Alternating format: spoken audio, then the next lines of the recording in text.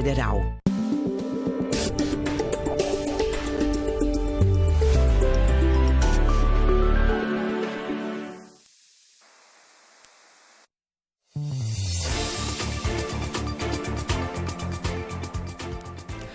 Olá, boa tarde, seja muito bem-vindo, muito bem-vinda ao ESB Notícias, primeira edição, que está começando com imagens de Vitória da Conquista. É sempre muito bom poder contar com a sua companhia aqui no N1, que hoje é especial. Na edição de hoje, você vai conferir uma retrospectiva com diversas reportagens exibidas pelos telejornais da TV UESB em 2023. Vamos falar de educação, ciência, cultura, meio ambiente e das atividades desenvolvidas pela Universidade Estadual do Sudoeste da Bahia ao longo do ano. Confira só os nossos destaques. Veiculado em 25 TVs públicas de todo o Brasil, o programa Universiência chega ao marco de 300 pesquisas científicas divulgadas. Grupo de Teatro Conquistense é destaque na maior premiação das artes cênicas na Bahia. Veja ainda, em Vitória da Conquista, a Reserva Ambiental do Poço Escuro se destaca como importante espaço de preservação da fauna e da flora. Vale lembrar que você pode participar com a gente e ajudar a construir o nosso telejornal enviando sua mensagem com críticas e sugestões para o nosso WhatsApp pelo número 7734248766. Ou então poste o seu comentário nas redes sociais com a hashtag UN1. Hoje é sexta-feira, 29 de dezembro. O ESB Notícias, primeira edição, está começando.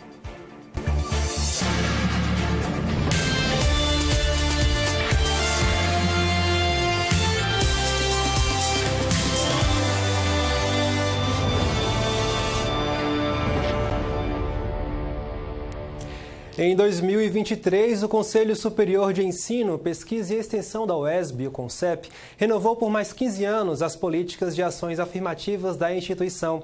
Dentre os pontos aprovados na reunião está a criação da vaga adicional para pessoas trans e travestis no processo seletivo. A matéria é de Luiz Salviato. A sociedade está em constante movimento e a universidade pública precisa acompanhar e refletir essas mudanças.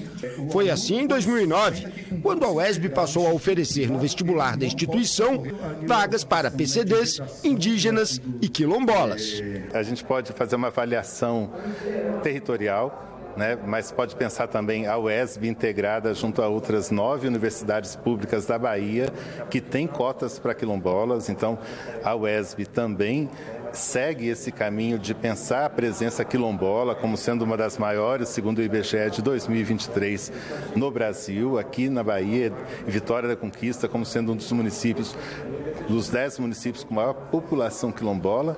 E os avanços que a gente percebe é, por exemplo, você ter quase todas as comunidades quilombolas do território sudoeste da Bahia com presença quilombola na Universidade do Estado da Bahia, aqui do Sudoeste Baiano. Pessoas transexuais e travestis também vão ter acesso a vagas no vestibular da UESB. A UESB, primeiro, ela renovou por mais 15 anos sua política de ações afirmativas e nessa renovação incluiu 4 novos pontos. Primeiro ponto, criação de uma nova vaga adicional em cada curso. Repare, vaga adicional é uma vaga extra, não é uma vaga que está retirando de um lugar e colocando em outro. De uma vaga adicional para pessoas que compõem o segmento de pessoas trans, pessoas travestis e transexuais. A UESB já tinha, desde 2008, 3 vagas adicionais para cada curso, quilombola, indígena, pessoa com deficiência. Hoje o CONCEP aprovou uma 4ª vaga para pessoas trans. Então essa é uma primeira medida importante, visando atender uma outra população extremamente vulnerável, com dificuldade de acesso à educação pública, à educação superior, que foi adotada. O segundo ponto foi uma mudança no processo de acesso às vagas de cotas adicionais, que atualmente era pelo vestibular. Agora, pessoas que vão concorrer pelas cotas adicionais, quilombolas, indígenas, deficiência e trans, elas vão participar de um processo seletivo específico, não vai ser pelo vestibular. Se quiser fazer pelo vestibular, concorrer, não tem nenhum problema. Mas terá um processo seletivo específico com base em desempenho do Enem para essas vagas, não é mais pelo vestibular. Terceiro, as vagas reservadas à população negra que correspondem hoje na UESB a 70% das vagas destinadas à escola pública, que corresponde a 50% do total de vagas, que é mais ou menos em torno de 750 vagas por ano. Essas vagas são reservadas a pessoas negras passíveis de serem avaliadas em uma banca de heteroidentificação. Atualmente é apenas autodeclaração. A gente está estabelecendo agora um critério de heteroidentificação para validação da declaração como pessoa negra. E o último elemento, que é uma política de isenção de pagamento de taxas de vestibular, que hoje era limitado, a gente concedia em cima de uma resolução também de 2008, a isenção apenas para 5% do número de inscritos do vestibular passado. A partir de hoje não, terão gratuidade em todos os concursos vestibulares, todas as pessoas que venham da educação básica de escola pública. Quem fez escola pública fundamental, anos finais, ensino médio, automaticamente terá isenção de pagamento de taxa no vestibular. Então, uma outra política também de valorização, de atração, de inclusão de pessoas de escola pública, pessoas negras, pessoas trans na nossa universidade. As mudanças foram comemoradas como um importante avanço. Nossa, é uma importância que a gente não consegue nem medir, porque ao mesmo tempo que a universidade ela precisa estar em consonância com o debate, ela tem que mais do que isso, ela tem que avançar na proposição de soluções. Então, eu tenho escutado, isso me faz muito bem ouvir, assim, que a universidade, por exemplo, ela é quem tem peitado a questão da inclusão. Então, é a universidade que tem se arriscado a errar, que tem buscado acertar. Então, se a gente tem hoje, por exemplo, processos de cotas em concurso público, concurso federal, da justiça, esses modelos, eles são inspirados no que as universidades estão exercitando. Então, a universidade não tem medo de errar, ela quer acertar, mas ela sabe que o erro faz parte do acerto. Então, assim, a gente pensa, discute isso aqui, é muito bom voltar a ver a universidade pensando o Brasil. Então, ao mesmo tempo que a gente reflete a sociedade, a gente interfere nela. Este ano, a ciência ganhou ainda mais destaque na programação da TV UESB. Atualmente, em sua 5ª temporada e com veiculação em 25 TVs públicas de todo o Brasil, o programa Univerciência chegou ao marco de 300 pesquisas científicas divulgadas. Acompanhe na matéria especial de Gabriel Pires.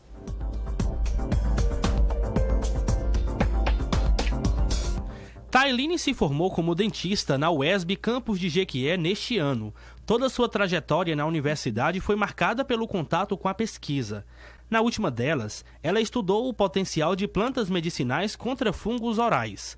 O trabalho inovador ganhou destaque e foi parar no programa Univerciência. Eu costumo falar que fazer ciência é algo, extraordinário. Assim, eu particularmente gosto bastante, dessa área.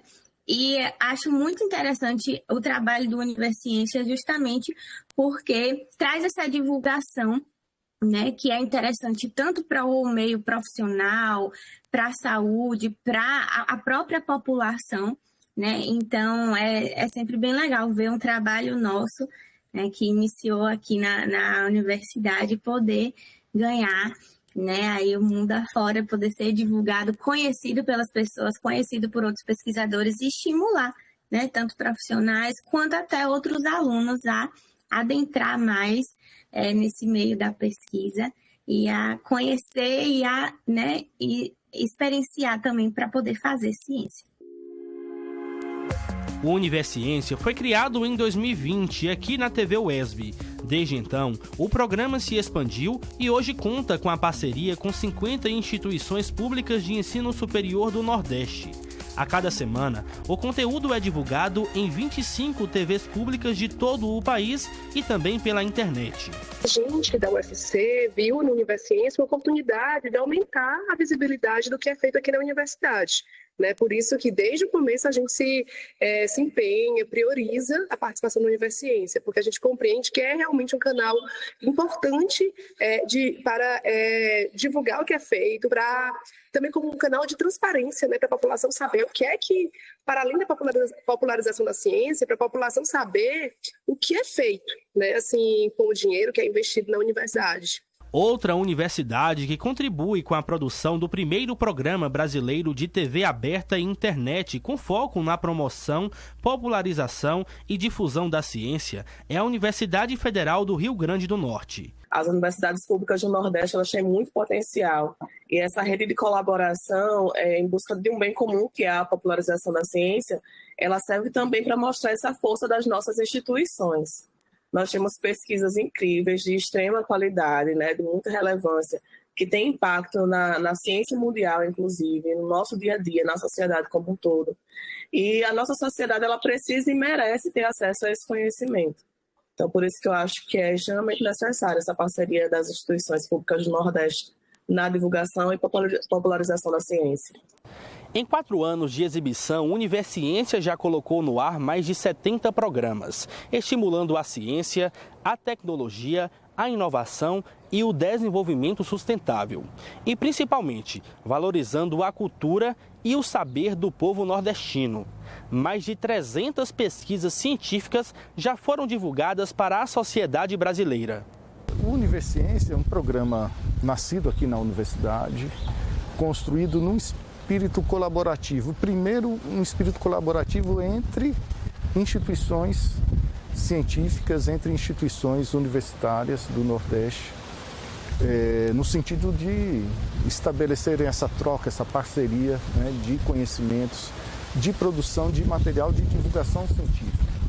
A preocupação de termos um canal de comunicação com governos, com instituições que financiam a universidade e um canal de comunicação principalmente das pessoas, né, da população brasileira que precisa, que tem o direito, né, de conhecer pela voz da própria universidade aquilo que é feito nessas instituições.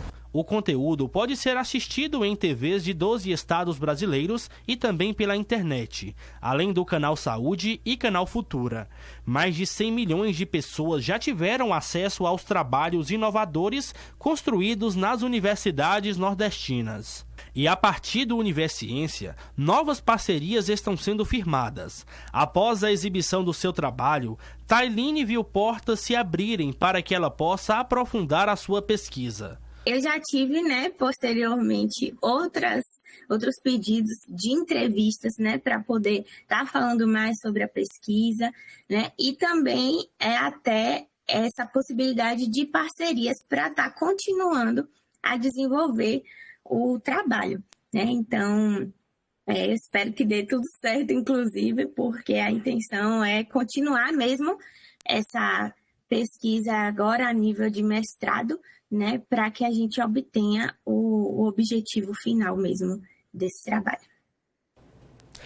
O ESB Notícias vai agora para um breve intervalo. No próximo bloco, você vai ver que um grupo de teatro de Vitória da Conquista recebeu importantes indicações na maior premiação das artes cênicas da Bahia. O intervalo é bem rapidinho, não sai daí, a gente volta já.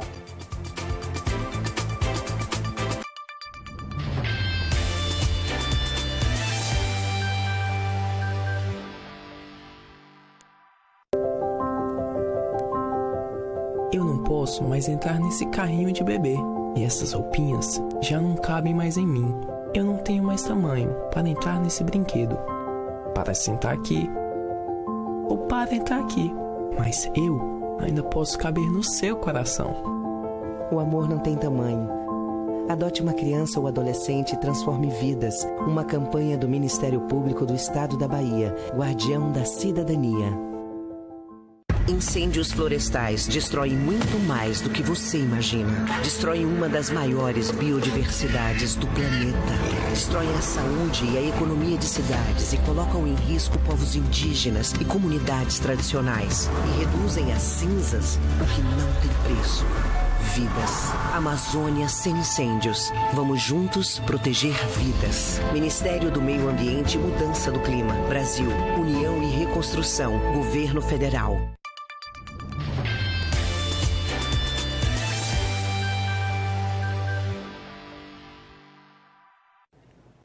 Estamos de volta com o ESB Notícias, primeira edição. Mais uma vez, muito obrigado pela sua companhia.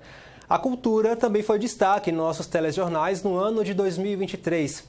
Com 20 anos de estrada, a Companhia Operacata de Teatro segue surpreendendo o público com suas produções repletas de encanto, profissionalismo e significado.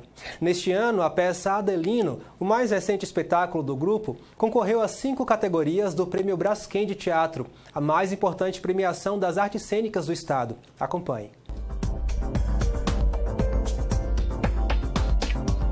No palco, uma história que fala de solidão, morte, amizade e do poder transformador dos encontros na vida das pessoas. Tudo isso sem emitir uma palavra sequer.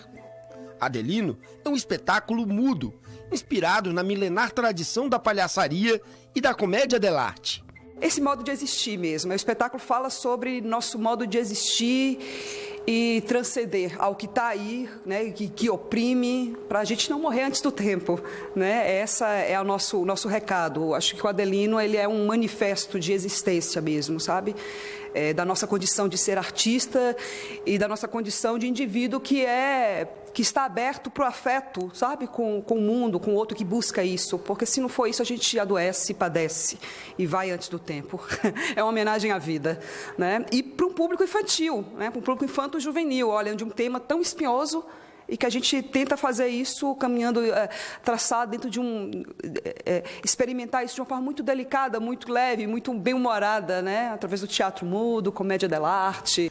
A atriz Kessia Prado e o ator Ricardo Fraga dividem o papel do protagonista, Aloísio, uma homenagem ao ator Aloísio Bandarra, que fez parte do grupo de teatro e que morreu em maio deste ano. O espetáculo Adelino foi concebido como a parte final de uma trilogia, que começou com a peça Circo de Solenildo e teve sequência com o espetáculo Pariré. O espetáculo começa em 2012, essa pesquisa, com o Circo de Solenildo, que é um trabalho em que a gente abre mão da palavra para potencializar outras formas de expressão, né? Principalmente a expressão corporal, a questão dos olhares. Então, a gente acaba tirando a palavra que a gente está tão acostumado para dialogar por outras vias.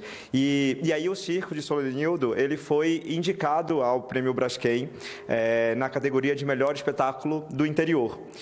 Depois dele vem, então, Pariré, que é uma continuação dessa pesquisa, onde a gente trabalha com Clau, né, volta a trabalhar, né, com essa questão também da ausência da palavra para fortalecer a questão das relações. E aí, com Pariré, também a gente é indicado ao Prêmio Braskem e dessa vez a gente ganha o Prêmio Braskem de melhor espetáculo do interior com esse espetáculo. E agora a gente retoma a cena trazendo Adelino, que também está nesse lugar e, de uma certa forma, nós vamos aprofundando essa pesquisa. O espetáculo foi indicado a 5 categorias do Prêmio Braskem de Teatro. Entre eles, melhor espetáculo infanto-juvenil, melhor atriz para Kessia Prado, melhor ator para Ricardo Fraga e melhor direção para Gil Sérgio Botelho, além de uma categoria especial para iluminação e, claro, para a cenografia, rica em detalhes, já que a própria casa é um dos personagens fundamentais da peça. Em 2023, a Companhia Operacata de Teatro completa 20 anos de atividades. O grupo surgiu aí em 2003, né? Foi um grupo de amigos, de pessoas aí catalisadas por Gil Sérgio Botelho, o fundador e diretor do grupo. Eu acho que o que conseguiu reunir, o que mantém o grupo hoje é o encantamento, né? A necessidade de ser, a necessidade de estar no palco. A gente fala o tempo todo uma coisa que é muito profundo e acho que serve como um mote assim, da Operacata. A nossa cidadania está no palco. A gente consegue exercer isso dentro do palco. Então, ao longo desses 20 anos de trajetória, os espetáculos retratam muito isso. Os espetáculos retratam não só, além da pesquisa continuada, é um modo de pensar, é a forma que o grupo enxerga o mundo, é a forma que a gente tem que conseguir se expressar no meio desse processo tão caótico que é o dia a dia, né, as demandas do dia a dia. E as discussões em grupo vêm justamente para a gente catalisar tudo isso e transformar em poesia, em arte. Mesmo com os temas mais difíceis e espinhosos, eles conseguem passar de uma maneira mais sensível, né? De conseguir atingir e dialogar a partir do sensível.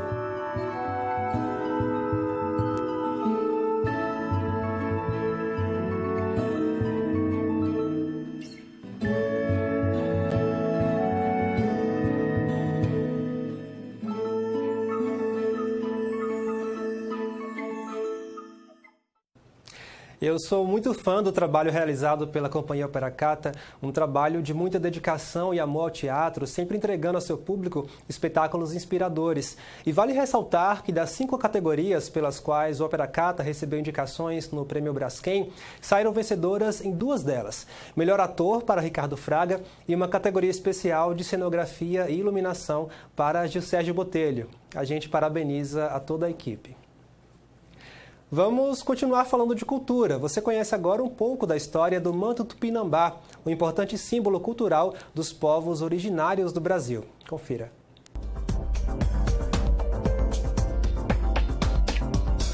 O manto mede cerca de 1,80 m e foi todo confeccionado com penas vermelhas de guará. Uma peça bela, rara e sagrada para os tupinambás, um dos primeiros povos indígenas a ter contato com os europeus após a invasão portuguesa a partir de 1500. Os mantos tupinambás, eles eram confeccionados por mão de mulheres, então ele era feito para rituais, era usado composto para os pajés, são 3 pajés que usavam o manto, são 4 caciques que usavam o manto no alto governo e 6 mulheres usavam os mantos. Então, que antecedia vários rituais. Então, todos os rituais eram passados por mão dessas mulheres. No momento que esses mantos passavam por rituais, eles eram agenciados. Então, eles tinham outro tratamento para dar com esses mantos. Célia é hoje uma das principais vozes de um movimento que exige a volta dos mantos tupinambás para território brasileiro. São 10 peças, todas guardadas em museus espalhados pela Europa. A mais bem conservada é esta, que está no Museu de Copenhague, na Dinamarca, há mais de 3 séculos, e que deve voltar ao Brasil a partir do ano que vem. Então, em cada lugar tem um manto que foi composto para umas coleções reais. E aí é difícil ter acesso porque esses mantos está alocado dentro do tesouro do país, do tesouro nacional do país. Como você pensar numa peça dessa? Como pensar em repatriar isso? Então, é muito difícil ter esse diálogo porque ele está engajado dentro do tesouro nacional do país. E aí, quando você tem o acesso, é muito difícil também. Então, através da pesquisa, do estudo, né? E aí a gente conseguiu abrir esse caminho, né? Para poder ter um pouco de acesso a entender a trama, a tecnologia que era utilizada na época, principalmente que os tupinambás usavam de tapiragem, né, do pássaro, modificando as cores para poder colocar nos mantos, né? Os tupinambás já ocuparam uma vasta área no litoral brasileiro antes da colonização portuguesa. Hoje, descendentes vivem restritos a uma área ainda não demarcada no município de Olivença, no sul da Bahia. A volta dos mantos para o Brasil faz parte do resgate da identidade desse povo.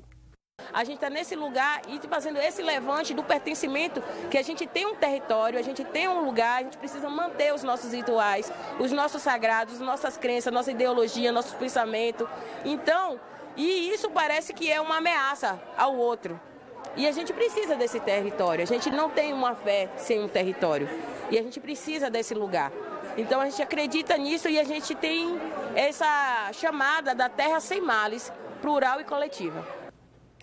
Nós vamos para mais um intervalo aqui no ESB Notícias e no próximo bloco você confere uma reportagem especial sobre a Reserva Ambiental do Poço Escuro, um importante espaço de preservação da fauna e da flora aqui em Vitória da Conquista. Daqui a pouquinho a gente está de volta, não saia daí.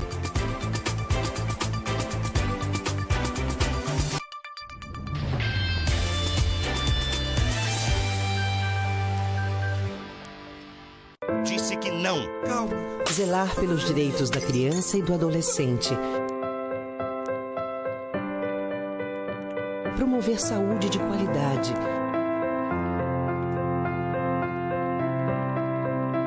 Lutar contra a violência doméstica. Proteger o meio ambiente. Combater a corrupção. É defender a sociedade. O Ministério Público existe para defender os direitos do cidadão e lutar por uma sociedade mais justa. Ministério Público do Estado da Bahia, guardião da cidadania.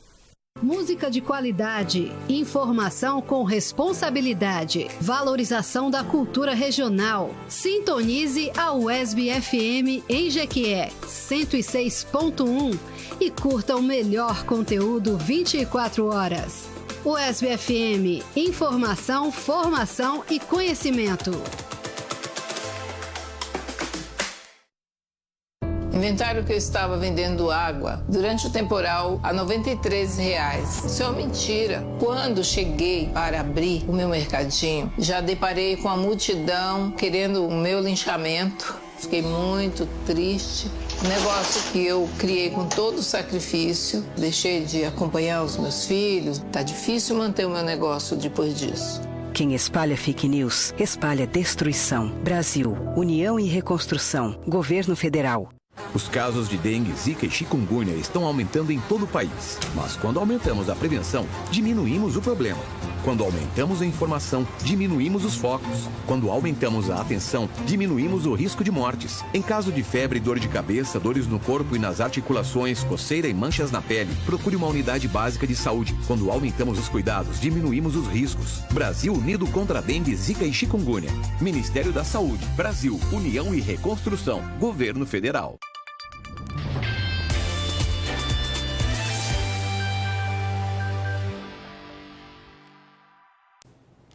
Estamos de volta com o UESB Notícias, primeira edição. Vamos conferir agora a previsão do tempo. Veja como fica o tempo e a temperatura para Vitória da Conquista e outras cidades da região sudoeste.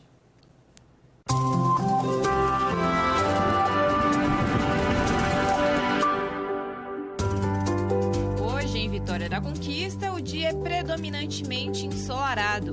Os termômetros oscilam entre a mínima de 18 e a máxima de 31 graus. Neste sábado, a previsão é de sol moderado. A temperatura oscila entre a mínima de 20 graus e a máxima de 33.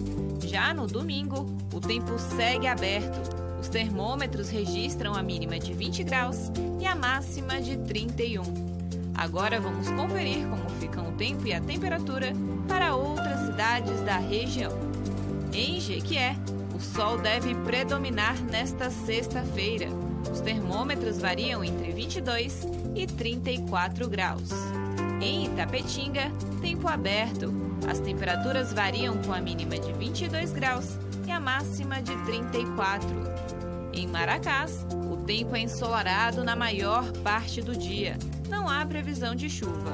As temperaturas oscilam entre a mínima de 19 e a máxima de 33 graus. Em 2023, o meio ambiente também foi pauta constante em nossas produções. Durante a exibição da série Conquista Verde, Ações e Desafios Ambientais na Cidade, falamos sobre os problemas enfrentados pelo Rio Verruga. Rio que foi a principal fonte de abastecimento de Vitória da Conquista até meados da década de 70 e que hoje enfrenta graves problemas com a poluição. Confira na matéria de Thaís Patês.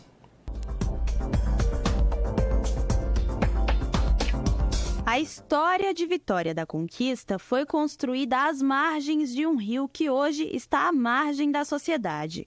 Desde o primeiro arraial da Conquista até meados da década de 70, a cidade era abastecida pelo Rio Verruga, o único rio que corta a cidade, com uma bacia hidrográfica de 918 quilômetros quadrados. A questão da história do Rio Verruga tem dois aspectos. É um aspecto ambiental, que é ao longo da formação geológica, né? E outro é o aspecto histórico, né? Da formação da sociedade urbana no entorno desse rio. Então, do ponto de vista ambiental, a gente está numa estrutura de planalto, né? Um rio de planalto que corre, que nasce na Serra do Periperi e que corre em direção ao Rio Pardo.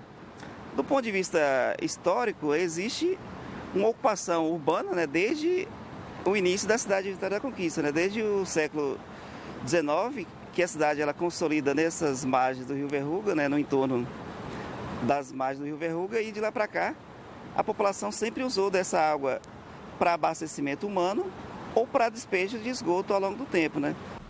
O rio que nasce na reserva do Poço Escuro e deságua no Rio Pardo, em Itambé, se tornou refém do processo de urbanização da cidade. teve seu leito natural alterado e foi sendo apagado da memória popular e visto apenas como canal de esgotamento. A arquiteta Luísa Vasconcelos, que desenvolveu uma pesquisa sobre o papel do verruga nessa dinâmica urbana, reflete sobre o tema.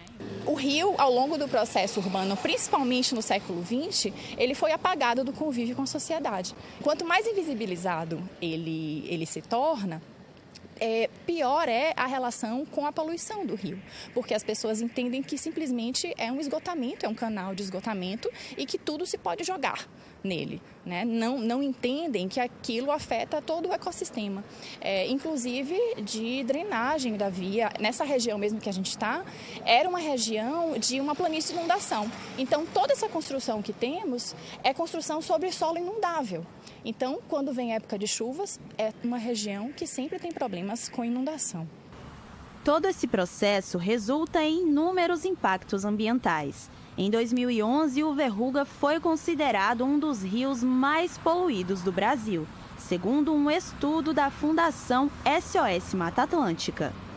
Então, a gente tem impactos de poluição da população do entorno jogar direto no rio resíduos, né, que são lixo, esgoto e esses problemas que envolvem a área de saneamento.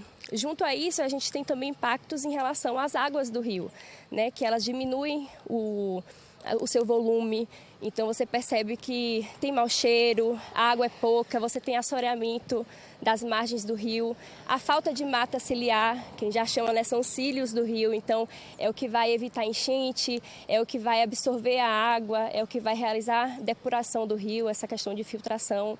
Então a gente percebe que são inúmeros impactos ambientais que são causados quando a área de preservação do rio, a área de entorno do rio, não é respeitada. No trajeto até o Rio Pardo, o Verruga passa aqui pela Vila do Bem Querer, que fica próximo ao campus da UESB. Aqui é possível ver claramente o estado de degradação do rio. Essas espumas são formadas pelo despejo de resíduos químicos do restante da cidade e causam muito mau cheiro. E isso indica que a carga de poluentes do rio é maior que o volume de água e ele já perdeu toda a sua capacidade de autodepuração. Um rio que não consegue mais depurar, ele fica permanentemente com esse cheiro forte, o ano todo, o tempo todo, com poluentes na água, né? Então, quando o rio tem a capacidade de autodepuração, ele tem períodos que ele fica mais limpo e períodos que ele fica mais sujo. No caso do Rio Verruga, o centro da cidade, ele está com uma capacidade bastante elevada de poluentes. Então, ele o tempo todo fica com esse mau odor, né? E não consegue depurar muito rapidamente, né? A carga de poluentes é maior do que a carga e a capacidade de depuração do rio dessa parte. Mais adiante, né, após a saída do centro da cidade e em direção a Itambé, esse rio ele consegue limpar, né, fazer essa autodepuração das águas. Se você for aqui na Serra do Massal, na divisa entre Itambé e Vitória da Conquista, essa água está bem limpa e pode até ser utilizada para o consumo humano. A poluição da área é registrada há mais de uma década pelo Ministério Público da Bahia. Atendendo aos pedidos, o Tribunal de Justiça da Bahia determinou, em abril deste ano, a despoluição do rio pela Prefeitura Municipal e pela Embasa. Vale lembrar que desde 2019 está em vigor o Decreto Municipal de Criação do Parque Ambiental do Verruga. Então, esse decreto, ele instituiu o Parque Ambiental do Rio Verruga, que é um instrumento extremamente importante para a gente conseguir recuperar essa área de preservação ao redor do rio. A gente conseguir devolver para o rio essa saúde e essa qualidade ambiental, que traria para a população esses benefícios, né, de uma área conservada, de uma área de interação socioambiental, de uma área que conseguisse propiciar um microclima, um ecossistema com mais qualidade. Então, a ideia do decreto é realmente instituir essa área para que sejam elaborados e desenvolvidos e realizados projetos de recuperação dessa área que foi degradada. Desde a criação do decreto, poucos avanços foram vistos. Um dos trechos mais críticos é o córrego em frente ao restaurante popular, no centro da cidade, onde a população convive diariamente com mosquitos e mau cheiro. Tem um restaurante popular aqui que o setor público colocou, porém ninguém nem consegue almoçar aí por causa do mau cheiro, o odor que tem nesse rio. E aí fica esse descaso. Tanto a população que joga dejeto, como o setor público que não fiscaliza e nem procura ter uma solução. E está a mercê aí nessa situação nossa aqui agora, sem uma solução. Reintegrar o Rio Verruga à população é uma demanda urgente e necessita de uma força-tarefa entre poder público, sociedade civil e instituições de ensino. Um olhar atento aos erros do passado e do presente podem transformar o futuro. Essa questão da reversão do processo de poluição do rio é um processo caro, lento, demorado, né? Mas assim, precisa devolver o quanto antes, né, esse leito natural do rio, tentar minimizar essas cargas detríticas, né, que caem no rio, fazendo áreas, né, construindo áreas de jardinagem, áreas de cobertura vegetal no entorno do rio, tentar criar parques no entorno do rio, preservar mais nascentes. Nós temos apenas a nascente do Rio Verruga no Poço Escuro, mas nós temos outras 3 nascentes no espaço urbano. E todas essas nascentes elas recebem poluentes. Então, aumentar a quantidade de áreas preservadas no espaço urbano diminui sensivelmente a carga de poluição que cai.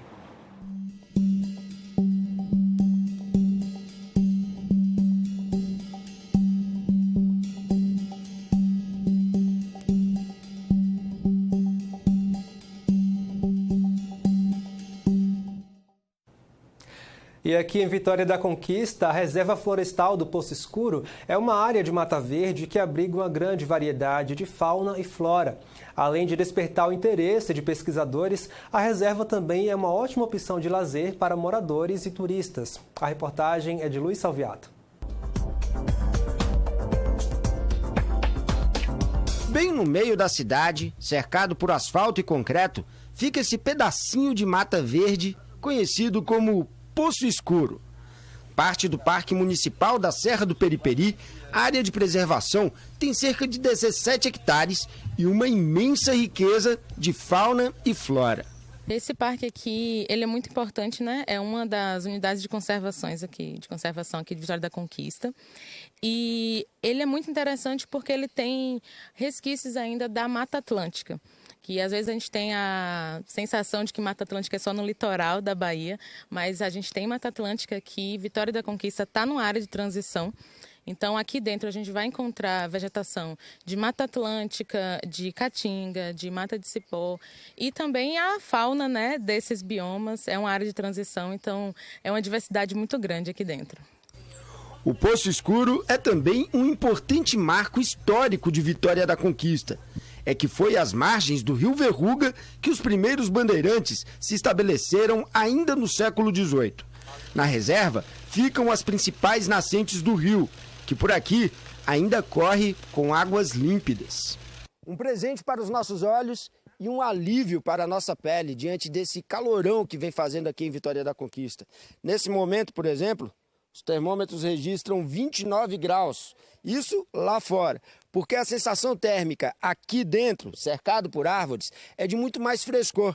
Aliás, o nome Poço Escuro vem daí. É que quanto mais dentro da mata a gente entra, mais úmido e escuro vai ficando ao nosso redor.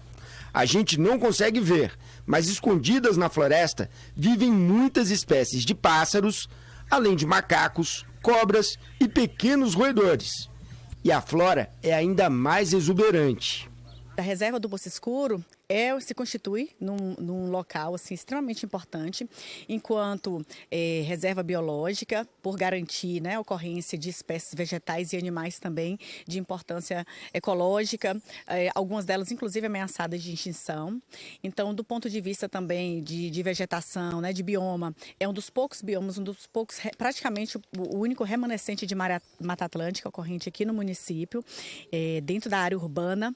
Então, como foi dito, né, além de uma beleza que proporciona ao município, por ter esse resquício de Mata Atlântica dentro da zona urbana, tem a questão também de garantir um clima, né, um microclima e todo um contexto ecológico que proporciona não só para as populações, né, ao redor aqui dos bairros no entorno, mas também para todo o município. O Poço Escuro também virou cenário para a gravação do programa Universiência, da TV UESB. Um verdadeiro tesouro ambiental que ainda é pouco conhecido pelos próprios conquistenses. O Saulo e a Patrícia tiraram o dia para dar um passeio com a família pelo parque. Estava de bobeira em casa e esse calorão, né? Falei, vou levar a criançada para conhecer o Poço Escuro, que eu nunca não conhecia ainda, né? E aí a gente veio, né? Você é conquistense e não conhecia o Poço Escuro? Por incrível que pareça, eu sou conquistense e não conhecia o Poço Escuro. E aí, o que achou da visita? Legal, muito bacana mesmo, as plantas, a água, show de bola, gostei. Tá gostando do passeio? Muito, com certeza. Vai voltar? Vou voltar, vou fazer um piquenique com a turma. Opa, a criançada gostou da ideia? Sim! Piquenique na floresta? Sim! E você sabia que hoje é comemorado o Dia Municipal do Poço Escuro? A data foi criada por lei em 2007 e faz uma alusão ao aniversário do ecologista acreano Chico Mendes, que nasceu no dia 15 de dezembro de 1944. Que tal aproveitar para conhecer melhor este pedacinho de floresta verde que continua de pé bem no meio da cidade? Um breve passeio pelo Poço Escuro pode render mais que belas fotos. É uma aula de conscientização ambiental. E pensando, né, desse ponto de vista da educação ambiental, vem justamente aí. Então, a melhor idade, o melhor momento é justamente a partir da infância. Então, quando a gente conhece, principalmente aquilo que está aqui dentro do nosso município, a gente se apropria e a gente tem uma responsabilidade maior, né? Além só dessa questão do conhecer, uma responsabilidade do conhecer e também preservar. Então, fica esse convite também para que nesse período de férias ou na oportunidade, as pessoas venham aqui ao parque, conheçam de perto, conheçam um pouco da vegetação que aqui ocorre, entendam um pouquinho da importância e de como é bonito, né? E tá aqui dentro da nossa cidade.